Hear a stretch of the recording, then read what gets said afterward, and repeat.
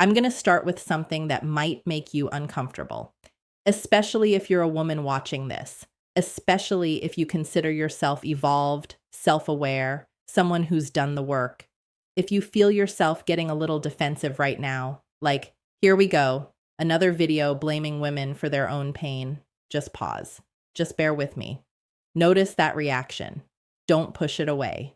Ask yourself why it's there, because I promise you, if you actually stay with me for the next few minutes, I'm going to tell you something that almost no one in the personal development space has the courage to say, something that might make you angry at first, something that might make you want to click off. But if you stay, if you really hear this, it could change everything about how you love, how you choose, and how you finally stop repeating the same painful patterns. This is the truth women don't want to know, but desperately need to hear. We've been sold this story that men are the problem, that they're emotionally unavailable, commitment phobic, scared of their own feelings, that if they would just step up, show up, grow up, we'd finally have the love we deserve. And there's truth in that. There are absolutely men who need to heal, who need to do the work, who need to stop running from intimacy. But here's the part we don't want to look at.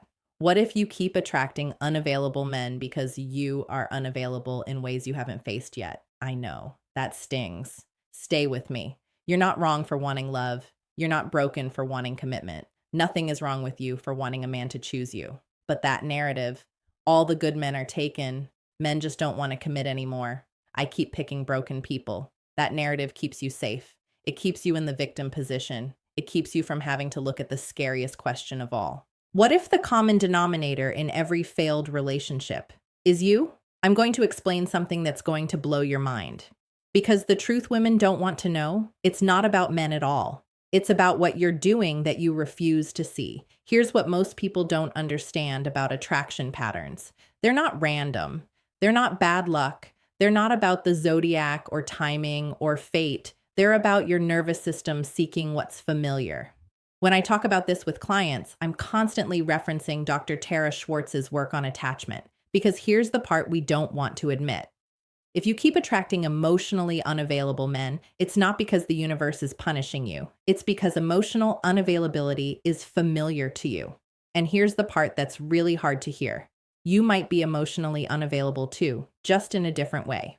He's unavailable by withdrawing. You might be unavailable by overfunctioning, by losing yourself, by trying to earn love that shouldn't have to be earned. People hear this and get angry. I'm not unavailable. I'm the one giving everything. I'm the one showing up. I'm the one fighting for the relationship. But here's the thing. Overgiving isn't the same as being available. Losing yourself in someone isn't intimacy. Fighting for someone who isn't choosing you isn't love. It's just a different flavor of the same wound. Let me take you back. Because this pattern, it started somewhere. Think about what you learned about love as a little girl. Maybe love meant earning it, performing for it, being good enough, pretty enough, thin enough, accomplished enough to be chosen. So you learned that love requires effort, that you have to prove your worth. Maybe love meant waiting, watching your mother wait for your father to be present, to be emotionally available, to finally choose her. So you learned that love means patience, that if you just wait long enough, he'll come around. Maybe love meant chaos, walking on eggshells, never knowing which version of a parent you'd get. So you learned that intensity equals connection, that calm means something's wrong. I had a client, let's call her Sophia. Beautiful, successful, intelligent woman. Kept dating men who were emotionally unavailable. One was married, one was a commitment phobe. One would ghost her for weeks, then come back with grand romantic gestures. She'd sit in my office and say, "Why do I keep doing this? I know better. I've read the books. I've done the therapy." And I asked her, "Sophia, what did love feel like when you were little?" She went quiet. Then she said, "My dad traveled constantly for work. When he was gone, my mom would cry a lot. I'd try to comfort her. When he came home, it was like this huge celebration. But most of the time, I was just waiting, trying to keep the peace, trying to make everyone okay." I said, "So you learned that love means waiting, that your job is to manage everyone's emotions. That connection comes in bursts of intensity, followed by long periods of nothing. And now you keep recreating that dynamic because it's what your nervous system knows as love."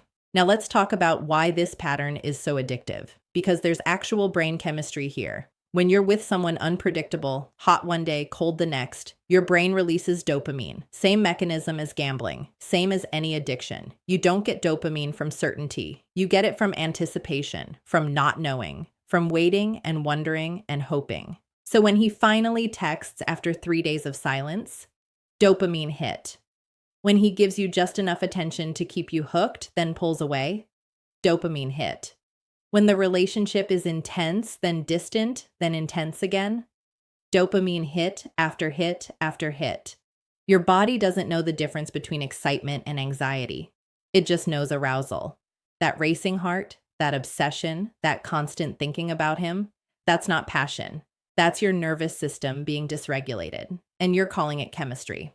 I had another client, Maya. She came to me after ending things with a perfectly good man because she felt no spark. He was consistent, available, clear about his feelings. She felt nothing. Then she met a guy who was vague, hot and cold, wouldn't define anything. And she was hooked. She said, I can't stop thinking about him. It feels so intense. This must be real love, right? And I had to tell her, Maya, that intensity isn't intimacy. That's your brain on an addiction cycle. He's unpredictable, so you're hooked.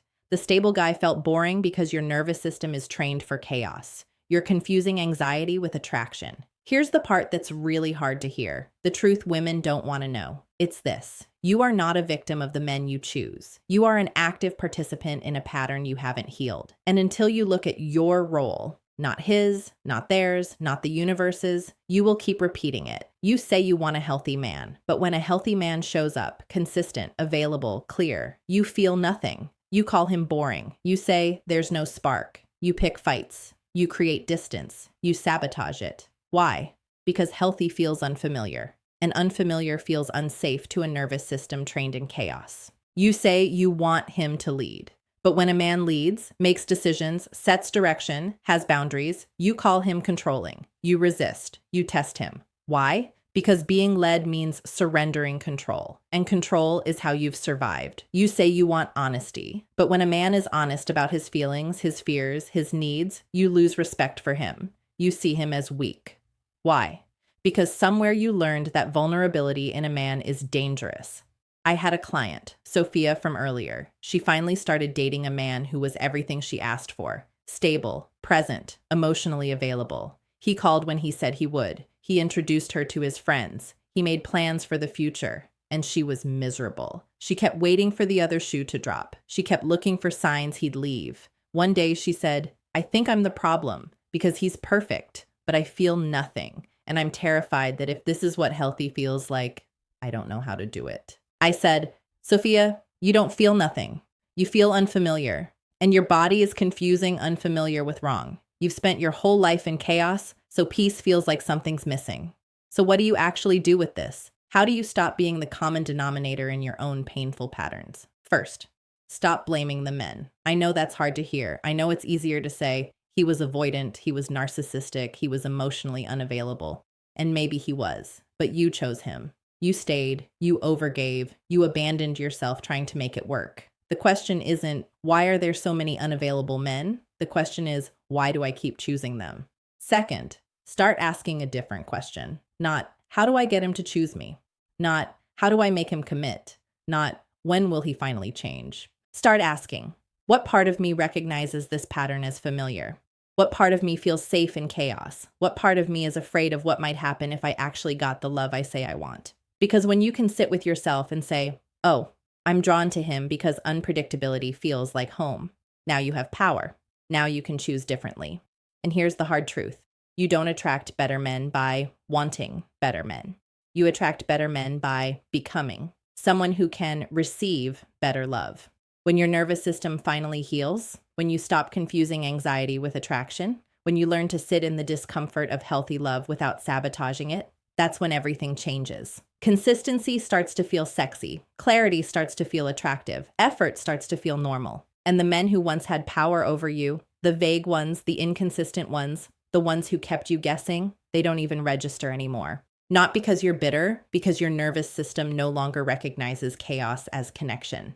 I got a call from Sophia about a year after we finished working together. She said, I need to tell you something. I'm still with him, the stable one. The one I thought was boring.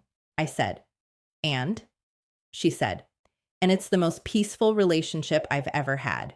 There's no drama, no guessing, no waiting by the phone. And at first, I thought something was wrong. I kept waiting for the other shoe to drop. But I stayed. I sat in the discomfort. I stopped creating chaos just to feel something. And now I get it. This is what love feels like when you're not trying to survive it.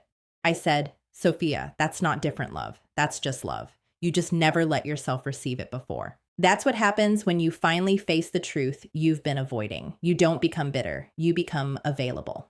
Available to receive the love you've been chasing your whole life. So if you're a woman watching this and something in you is stirring, don't click off.